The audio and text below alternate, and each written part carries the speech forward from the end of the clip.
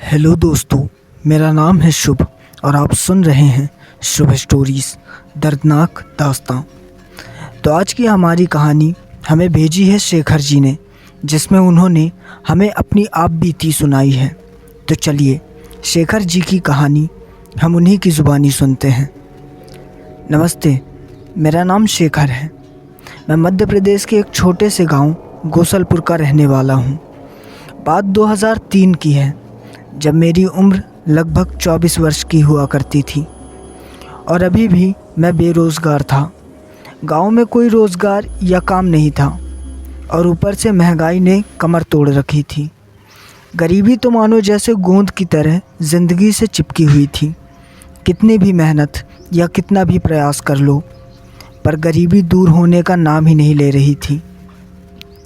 फिर मजबूरन मुझे कमाने के लिए बाहर जाना पड़ा। मैंने गाड़ी किराया के लिए मोहल्ले के एक आदमी से 2000 रुपये कर्ज़ लिया और काम की तलाश में मुंबई चला गया। पर मानना पड़ेगा मेरी फूटी किस्मत को। मेरी फूटी किस्मत ने मुंबई तक मेरा साथ नहीं छोड़ा। गांव से मुंबई आए हुए मुझे 6 दिन हो चुके थे, पर आज तक मुझे यहाँ भी कोई काम नहीं मिला था। मैं काम को लेकर बहुत परेशान रहता था। गांव से जो मैं पैसे लाया था वो भी अब ख़त्म हो चुके थे। अब मेरे पास खाना खाने तक को पैसे नहीं थे। मैं रोज़ सुबह उठकर काम की तलाश में जाता और रात को थक हार कर वहीं फुटपाथ पर कहीं सो जाता। फिर एक दिन मैं रोज़ की तरह काम की तलाश में निकल गया, पर फिर से वही हमेशा की तरह मुझे आज भी कोई काम नहीं मिला। तो मैं निराश होकर रोड के किनारे बैठा अपनी फूटी किस्मत पर रो रहा था। इतने में ही मेरे सामने से गुज़रती हुई एक एम्बुलेंस कुछ दूरी पर जाकर खड़ी हो गई। उस एम्बुलेंस में बैठे एक आदमी ने आवाज़ लगाते हुए मुझे अपने पास बुलाया। मैं उठकर उसके पास चला गया और उसके सामने जाकर खड़ा हो गया। उस आदमी ने एम्बुलेंस में बैठे बैठे ही मुझसे पूछा, नाम क्या है तुम्हारा? मैंने कहा शेखर। फिर उसने मुझे ऊपर से नीचे तक देखते हुए कहा, क्या काम करते हो? मैंने कहा कुछ नहीं, अभी काम की तलाश में हूँ। फिर उसने कहा, मैं तुम्हें काम दूंगा, करोगे? मैंने कहा जी ज़रूर करूँगा।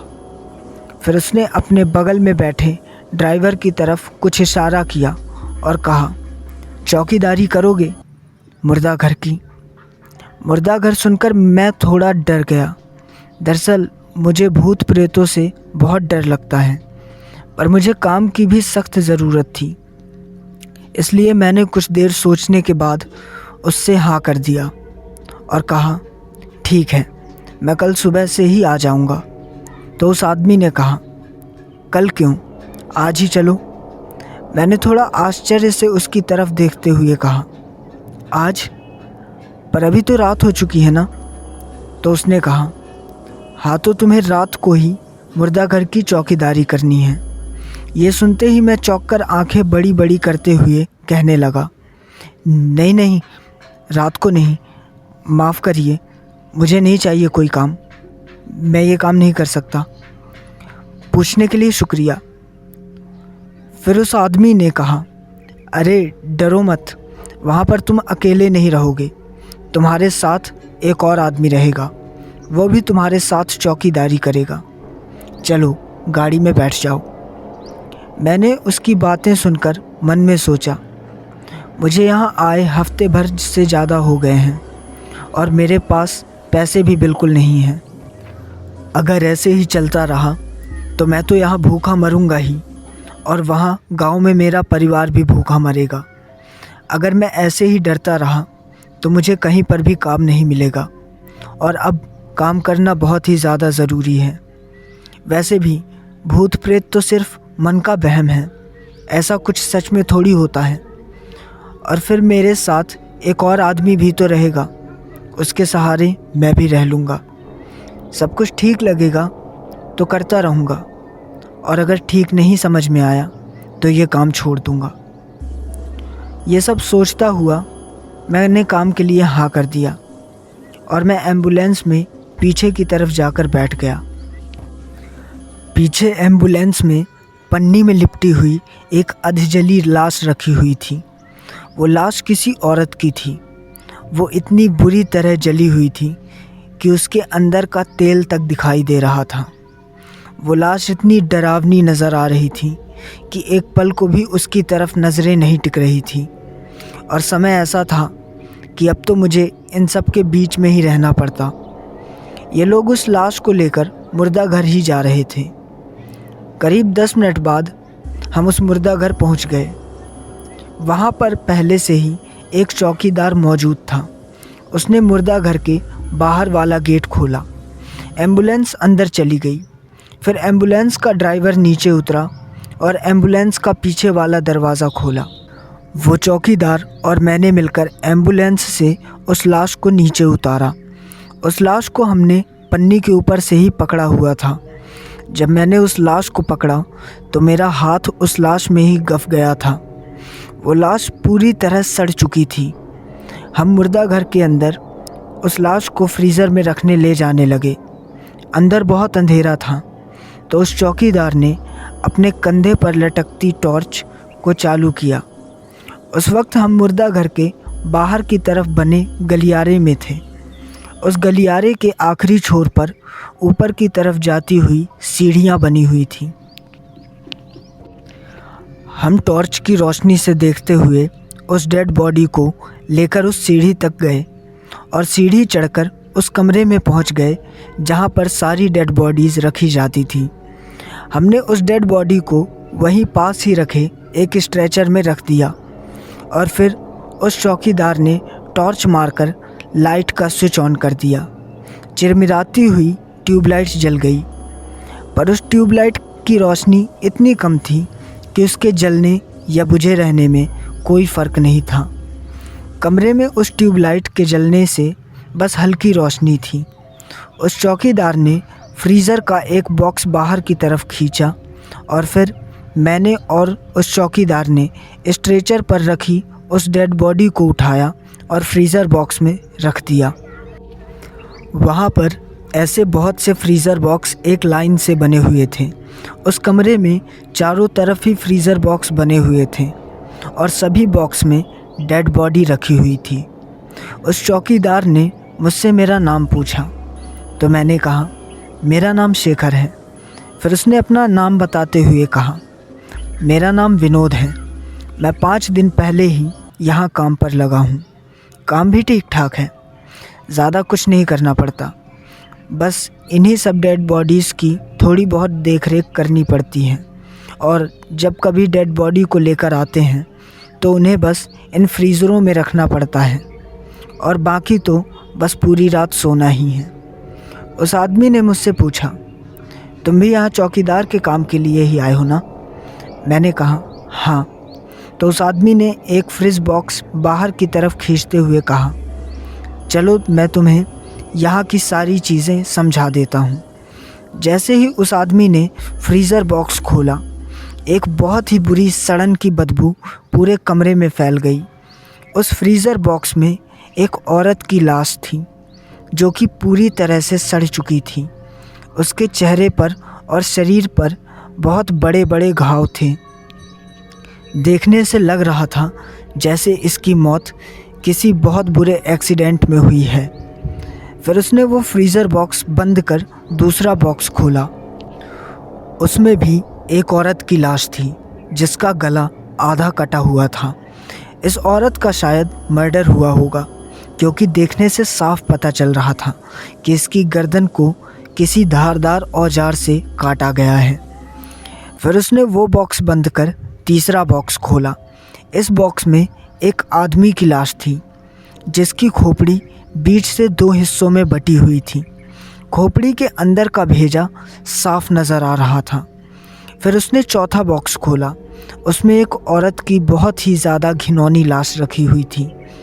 जैसे ही वो बॉक्स खुला कमरे में इतनी बुरी बदबू फैल गई कि एक पल को भी वहाँ सांस लेना मुश्किल हो रहा था। उस औरत की मौत शायद पानी में डूबने की वजह से हुई होगी। वो बॉक्स बंद कर फिर जब विनोद यानी वो चौकीदार 5वां बॉक्स खोलने लगा तो मैंने उसे रोकते हुए कहा बस मैंने सब देख लिया, अब रहने दो।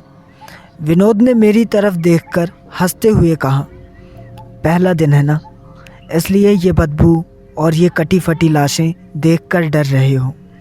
थोड़े दिन बाद जब रोज़ रोज़ ये सब देखते रहोगे तो इन सब की आदत हो जाएगी। फिर विनोद ने उस कमरे की लाइट बंद की और अपने हाथ में लिए टॉर्च को जला लिया। फिर मैं और विनोद उस कमरे का दरवाज़ा बंद कर बाहर निकल आए।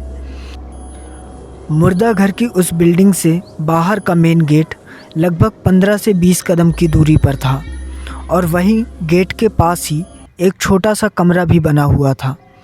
वो कमरा चौकीदार के लिए था। फिर मैं और विनोद उस मुर्दा घर की बिल्डिंग से निकलकर बाहर वाले मेन गेट की ओर जाने लगे। वो गर्मी का मौसम था। ऊपर आसमान की ओर देखा तो चांद अपनी चांदनी बिखेरता हुआ आसमान में पूरा निकला हुआ था। गेट तक पहुंचकर मैं और विनोद वहीं पर रखी कुर्सियों में बैठ गए। मैंने विनोद से पूछा, टाइम क्या हो रहा होगा? तो विनोद ने अपनी हाथ की घड़ी में देखते हुए कहा, 2 बजने को 10 मिनट बाकी हैं। और फिर मैं और विनोद वहीं पर बैठे बैठे ही एक दूसरे से बातें करने लगे। विनोद ने कहा, आज तुम आ गए हो ना, इसलिए मैं भी जाग रहा हूँ, वरना मैं तो कब का सो जाता। फिर मैंने कहा, और अगर रात को कोई और डेड बॉडी यहाँ रखने के लिए लाई गई तो? विनोद ने हंसते हुए कहा, अब सुबह 8 बजे तक यहाँ कोई नहीं आने वाला। रात को 10 बजे से लेकर सुबह 8 बजे तक यहाँ सिर्फ हम दोनों ही रहने वाले हैं। मेरा मन, जो कि पहले से ही इस चौकीदारी वाले काम के लिए डर रहा था, मैंने विनोद से पूछा, अच्छा तुम यहाँ कितने दिनों से काम कर रहे हो? तो उसने कहा, आज मेरी यहाँ 5वीं रात है।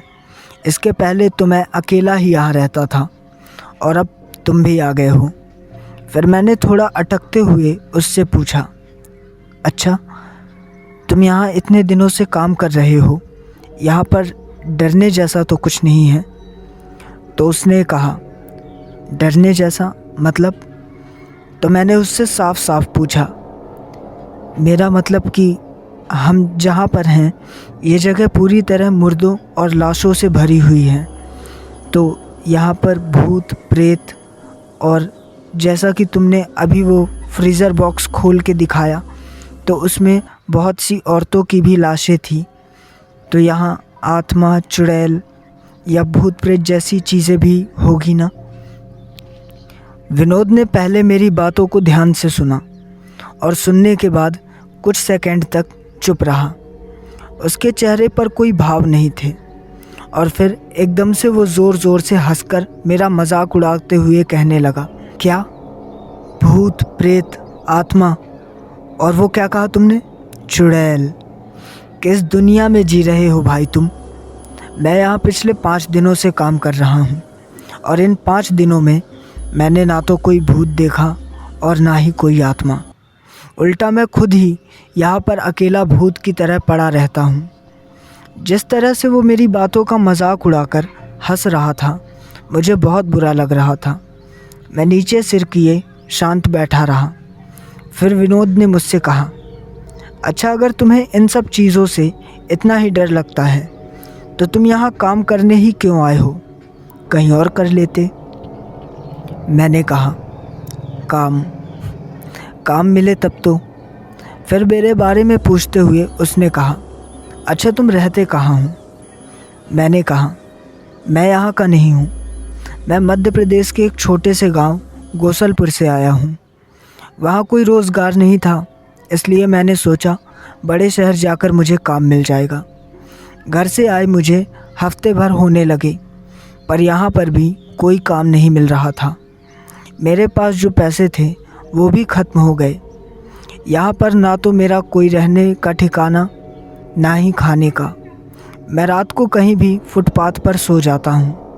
और फिर मैंने सोचा कब तक इस तरह चलेगा, इसलिए मजबूरन मुझे इस काम के लिए हाँ करना पड़ा। मेरी बात सुनकर विनोद ने कहा, सबकी यही कहानी है भाई, हम जो चाहते हैं वो मिलता ही नहीं। अब मुझे ही देख लो, मैं भी तुम्हारी ही तरह गरीब घर से आया हूँ। दूर के गांव से आंखों में सपने लिए आया था, ये सोचकर कि मुंबई जाकर एक्टर बनूंगा, नाम दौलत शोहरत सब कमाऊंगा। और यहाँ पर क्या कर रहा हूँ?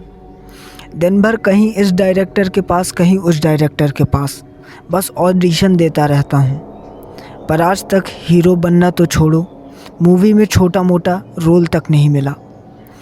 और फिर यहाँ इतने बड़े शहर में गुजारा करने के लिए पैसे भी तो चाहिए होते हैं, इसलिए मैं भी मजबूरन ये चौकीदारी का काम करने लगा।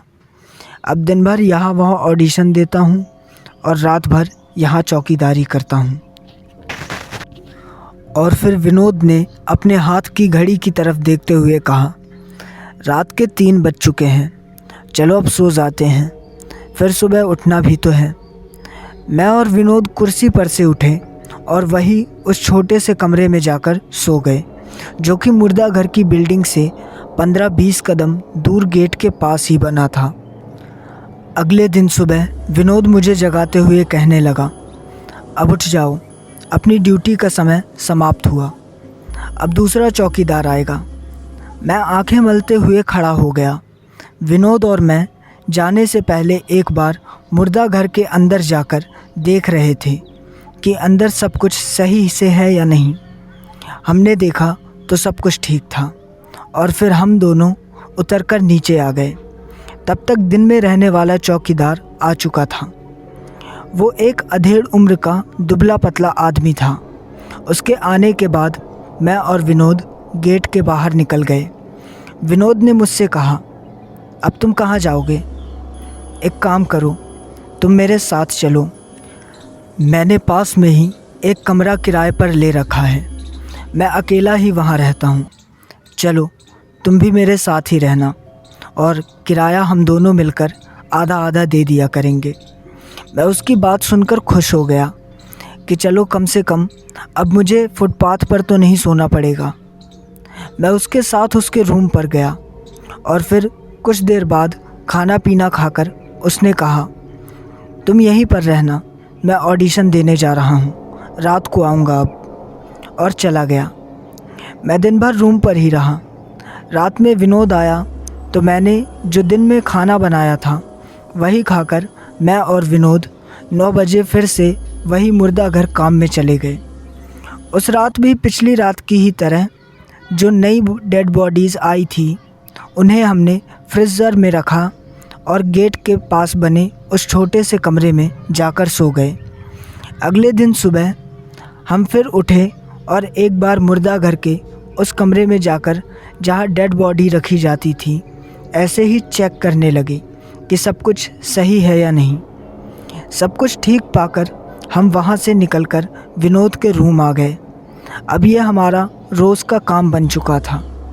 मैं दिन भर रूम में रहकर खाना पीना और बाकी के सारे काम निपटा लेता और विनोद रोज़ दिन में ऑडिशन देने जाता और फिर रात को हम दोनों वो मुर्दा घर चौकीदारी करने जाते।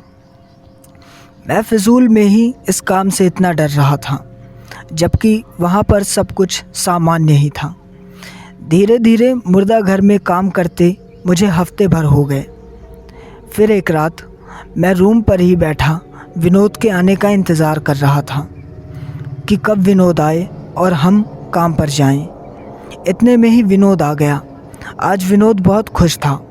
आते ही उसने मुझे बताया कि उसे एक मूवी में साइड हीरो का रोल मिल गया है। मैंने भी उसे मुबारकबाद दी और फिर हम दोनों काम पर चले गए। काम में जाते वक्त मैंने विनोद से पूछा, अब तो तुम ये मुर्दा घर में चौकीदारी का काम छोड़ दोगे ना, क्योंकि तुम्हें तो मूवी में काम मिल गया है। उसने चेहरा उतारकर मेरी तरफ देखते हुए कहा, कहाँ यार, मूवी में जो काम मिला है पता नहीं उसका पैसा कब मिलेगा और कितना देंगे ये भी नहीं पता। और अभी तो सिर्फ एक मूवी में ही काम मिला है, वो भी ना जाने कितने दिनों के लिए। मूवी ख़त्म होते ही मैं फिर से बेरोज़गार हो जाऊंगा, इसलिए मैं ये चौकीदारी का काम नहीं छोड़ूंगा। रात को यहाँ काम करूंगा और दिन में शूटिंग। बात करते करते हम उस मुर्दा घर पहुंच गए और फिर वही रोज़ की तरह हमने आई हुई डेड बॉडीज़ को फ्रिज में रखा और फिर सोने चले गए। अगली सुबह जब हम उठे और रोज़ की तरह अंदर मुर्दा घर के उस डेड बॉडी रखने वाले कमरे में चेक करने गए कि सब कुछ सही है या नहीं, जैसे ही हम उस कमरे में दाखिल हुए, अंदर का नज़ारा देख मैं बिल्कुल सिर से लेकर पाँव तक थर्रा उठा। मेरी आंखें बिल्कुल फटी की फटी रह गई। मैंने देखा कि पूरे कमरे में लाश पड़ी हुई है और पूरे कमरे में सड़न की दुर्गंध इस तरह फैली हुई थी कि अगर कोई जानवर भी यहाँ आ जाए तो इस दुर्गंध से मर जाएगा। जो लाश हमने एक रात पहले फ्रीज़र के बॉक्स में रखी थी, अब वो सभी लाशें ज़मीन पर पड़ी हुई थीं और फ्रीज़र के बॉक्सेस भी खुले हुए थे। मैंने विनोद की तरफ देख उससे कहा, ये सब कैसे हुआ? विनोद ने कहा, मुझे कैसे पता होगा, मैं तो तुम्हारे साथ ही रात भर था ना। फिर विनोद ने कहा, ये सब छोड़ो और फटाफट सारी बॉडीज़ को दोबारा फ्रीज़र में रख देते हैं। मैंने और विनोद ने उस दुर्गंध से बचने के लिए मुंह में रुमाल बांध और सारी बॉडीज़ को उनके नंबर टैग के हिसाब से फ्रीज़र बॉक्स में रखने लगे। नंबर टैग मतलब सभी बॉडीज़ पर एक नंबर होता था और वही नंबर फ्रीज़र के उस बॉक्स का भी होता था जिस बॉक्स में उस बॉडी को रखा जाता था। ये इसलिए किया जाता था ताकि आसानी से बॉडी की पहचान की जा सके। नंबर टैग के हिसाब से हमने सारी बॉडीज़ फ्रीज़र बॉक्स में रख दी, पर उन बॉडीज़ में से एक बॉडी कम थी और ये बॉडी उस जली हुई औरत की थी जिसे मैंने पहली बार फ्रीज़र बॉक्स में रखा था। विनोद और मैं पूरे मुर्दा घर में उस बॉडी को ढूंढने लगे, पर वो बॉडी हमें कहीं नहीं मिली। विनोद और मैं बहुत परेशान थे कि आखिर बॉडी गई तो गई कहाँ, और जिस तरह सभी बॉडी ज़मीन पर फैली पड़ी थी, ये सब भी किसने किया होगा। मैं और विनोद फिर अपने रूम चले आए। मैंने विनोद से कहा कि हम हॉस्पिटल में शिकायत कर देते हैं कि रात को ऐसा ऐसा हुआ। विनोद ने झुंझलाते हुए मुझसे कहा, अरे पागल हो गया है क्या तू?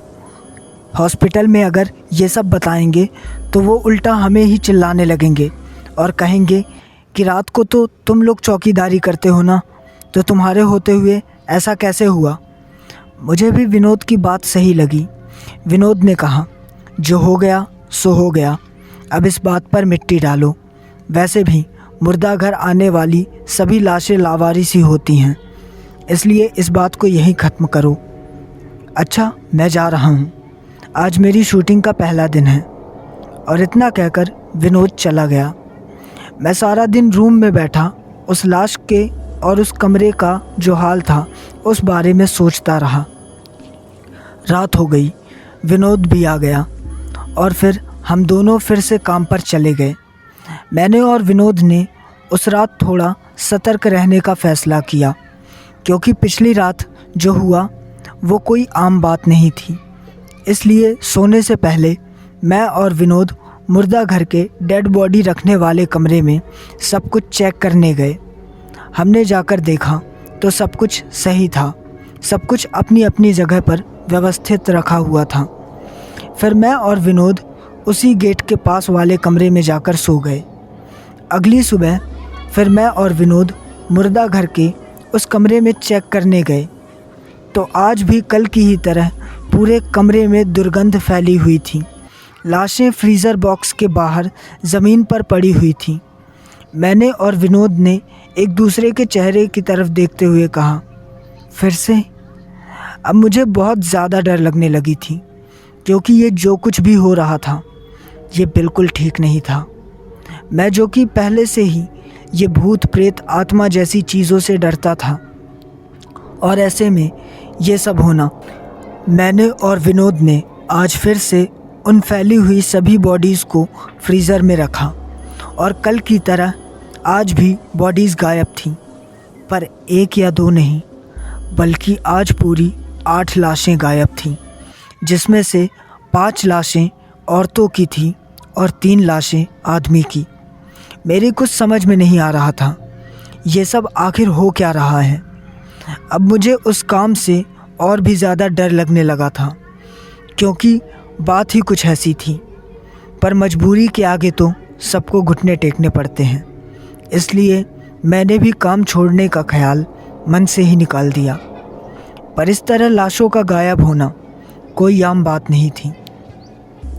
अब जो कि मुझे इन सब आत्माओं और भूत प्रेतों या बुरी शक्तियों से पहले ही डर लगता था, घर पहुंचने के बाद मैंने विनोद से कहा, विनोद, कहीं ऐसा तो नहीं कि जो लाशें गायब हैं वो लाशें रात को ज़िंदा हो जाती हूँ और फिर वही लाशें सभी लाशों को इस तरह ज़मीन पर फेंक कर खुद वहाँ से चली जाती हूँ,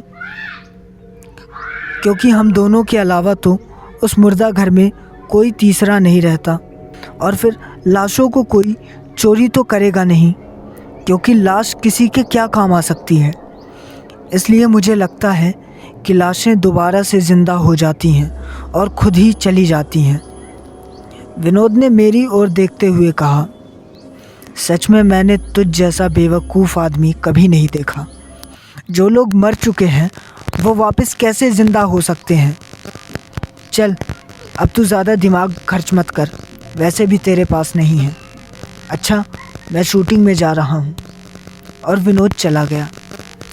कभी कभी मुझे विनोद पर ही शक होता था, क्योंकि जिस दिन से इसे मूवी में रोल मिला है उसी दिन से लाशें गायब होना शुरू हो गई हैं। और पिछले 2 दिनों से पता नहीं ये रात को चुपचाप अकेले ही मेरे सोने के बाद कहीं चला जाता था। जब कभी रात को अचानक मेरी नींद खुलती तो ये कमरे में मौजूद नहीं होता था। और फिर जब मैंने हॉस्पिटल में मुर्दा घरों से इन लाशों के गायब होने की शिकायत करने को कहा तो इसी ने मना किया था। अब मुझे ऐसा लग रहा था जैसे इन सब के पीछे भी यही है। पर यह भी लग रहा था कि अगर ये सब विनोद कर रहा है तो उसके पीछे कारण क्या होगा।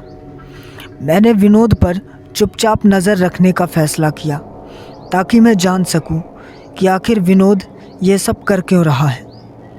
रात को फिर मैंने विनोद के साथ जाकर मुर्दा घर के डेड बॉडी रखने वाले कमरे में चेक किया तो सब कुछ सही था। और फिर हम दोनों सोने चले गए। पर मैं आज पूरी रात विनोद पर नज़र रखने वाला था, इसलिए मैं सोने का सिर्फ बहाना कर रहा था। रात गहरी होती चली गई। लगभग रात के 2:30 बज रहे होंगे। विनोद अपने बिस्तर से उठा और बाहर की तरफ चला गया। उसके जाने के कुछ देर बाद मैं भी उसे देखने बाहर चला गया, पर विनोद वहाँ पर नहीं था। मैं हैरान रह गया कि पल भर में वो आखिर कहाँ गायब हो गया है।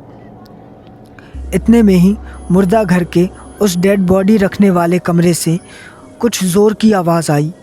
ऐसा लगा जैसे कुछ गिर गया हो। विनोद भी कहीं दिखाई नहीं दे रहा था। मैंने ऊपर जाके देखने का फ़ैसला किया, पर मुझे अंदर ही अंदर बहुत डर लग रहा था। ऊपर जाने की मेरी हिम्मत नहीं हो रही थी, पर ऊपर जाके देखना भी ज़रूरी था कि आखिर हर रोज़ ये क्यों होता है।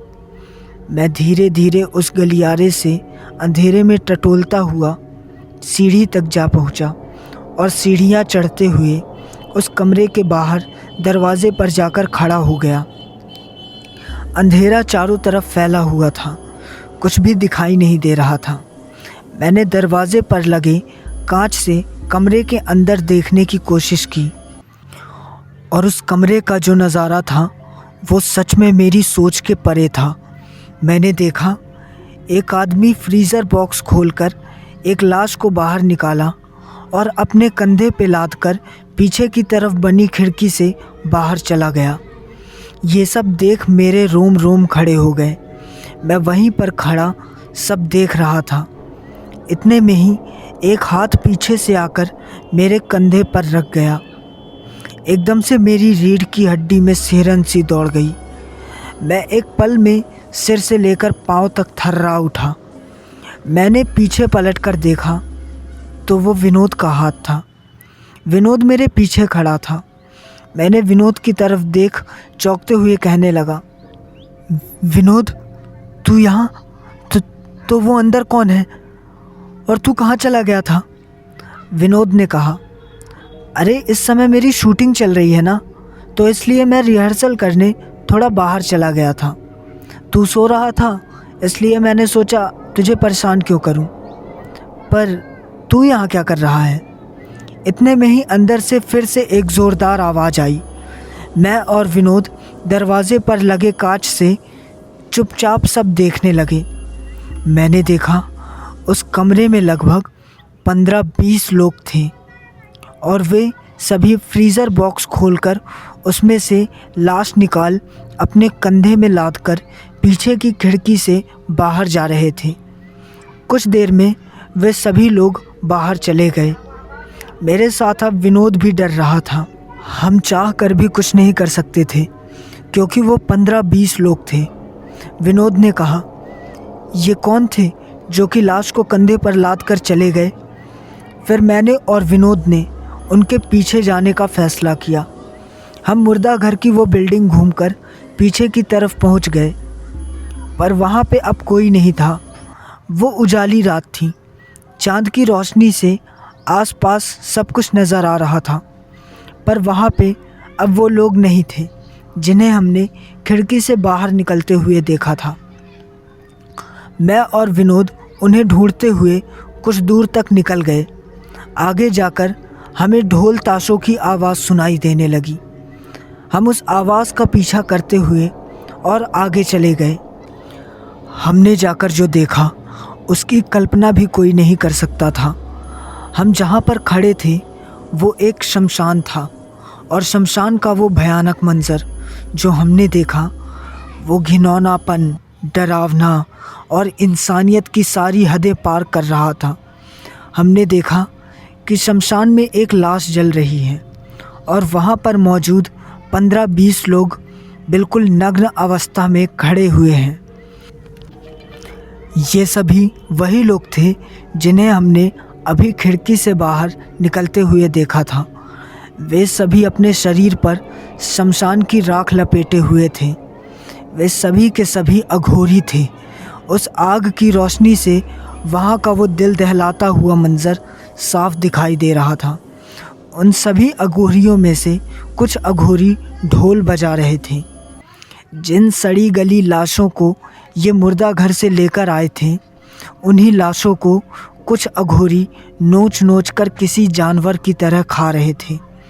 एक अघोरी तो उन लाशों से बहता सड़ा घिनौना खून चाट रहा था और बाकी के सभी अघोरी जो कर रहे थे वो तो इंसानियत और क्रूरता की सारी हदें पार कर रहा था। जिन औरतों की दुर्गंध भरी और घिनौनी लाशों के पास एक पल को खड़ा होना भी मुश्किल था, उन्हीं जली कटी सड़ी लाशों के साथ वो अघोरी संभोग कर रहे थे, शारीरिक संबंध बना रहे थे। अब मेरे और विनोद के बस में ये सब देखना नहीं था। हमने चुपचाप वहाँ से वापस लौटने का फ़ैसला किया। हमने अभी जो देखा था वो देखने के बाद तो सच में किसी की भी जीने की चाह तक ख़त्म हो जाए, क्योंकि इतना क्रूर और इतना भयानक दृश्य मैंने ज़िंदगी में पहले कभी नहीं देखा था। हम डरते घबराते हुए वहाँ से लौटकर दबे पांव वापस आ ही रहे थे कि उन अघोरियों में से कुछ अघोरियों ने हमें वापस जाते हुए देख लिया। वे हमें पकड़ने के लिए चिल्लाते हुए हमारी ओर ही दौड़े आ रहे थे। उन्हें अपनी ओर आता हुआ देख मेरी और विनोद की जान सूख गई। हम दोनों अपनी अपनी जान बचाकर वहाँ से भागने लगे, पर एक तो पहले से ही ये सब देख हम डर के मारे कँपकँपाए जा रहे थे और ऊपर से वे अघोरी हमारा पीछा कर रहे थे। हमारे अंदर भागने की बिल्कुल भी शक्ति नहीं थी। भागते भागते अचानक पीछे से विनोद के चीखने चिल्लाने की आवाज़ आने लगी। मैंने पलटकर देखा तो कुछ अघोरी विनोद को घसीटते हुए उस शमशान की जलती लाश पर ले जा रहे थे और कुछ अघोरी अभी भी मेरा पीछा कर रहे थे। वे अभी मुझसे काफ़ी दूर थे। मुझे कुछ समझ नहीं आ रहा था। कि खुद की जान बचाकर यहाँ से भागूं या फिर विनोद को बचाने वापस जाऊं। मैं अभी भी उनसे दूर भागता दौड़े जा रहा था और एकदम से किसी पत्थर पर टकराकर गिरते ही बेहोश हो गया। अगली सुबह जब मैं होश में आया तो मैंने देखा मैं एक गड्ढे में पड़ा हुआ था। उस गड्ढे से बाहर निकलकर जब मैंने उस शमशान की तरफ देखा तो वहाँ पर अब कुछ भी नहीं था। वहाँ देखने से लग ही नहीं रहा था कि ये वही जगह है जहाँ एक रात पहले मैंने इतना भयानक मंजर देखा था। विनोद भी नहीं था। या तो वे अघोरी उसे मारकर खा गए होंगे या फिर उसे भी अपने साथ ले गए होंगे। भगवान जाने विनोद के साथ उन्होंने क्या किया क्या नहीं। ये सोचकर मैं अपने गांव गोसलपुर वापस आ गया और फिर दोबारा कभी बाहर काम करने नहीं गया। तो दोस्तों, ये थी शेखर जी की आप बीती। सच में जो उनके साथ हुआ उससे किसी की भी जान जा सकती है। और उस रात जो शेखर जी ने शमशान में देखा था कि वे अघोरी सड़ी गली लाशों का मांस खा रहे थे, उसके साथ संभोग कर रहे थे, उनके साथ शारीरिक संबंध बना रहे थे, तो असल में उसे शव साधना कहा जाता है। शव साधना वो साधना कहलाती है जहाँ पर अघोरी भगवान शिव की उपासना करते हुए औरतों के शव के साथ संभोग करते हैं। तो कैसी लगी आपको हमारी आज की ये कहानी? उम्मीद है आपको ज़रूर पसंद आई होगी। तो प्लीज़ वीडियो को लाइक करें और जिन्हें भी शव साधना के बारे में ज़्यादा जानकारी है वो कमेंट सेक्शन में हमसे भी शेयर कर सकते हैं। और प्लीज़ चैनल को ज़रूर सब्सक्राइब कर लीजिए ताकि ऐसी ही हॉरर और सस्पेंस से भरी हुई डरावनी कहानियाँ मैं आपके लिए लाता रहूं। तो मिलते हैं कल रात फिर से एक ऐसी ही डरावनी और दिल दहला देने वाली कहानी के साथ। तब तक के लिए शुभ रात्रि।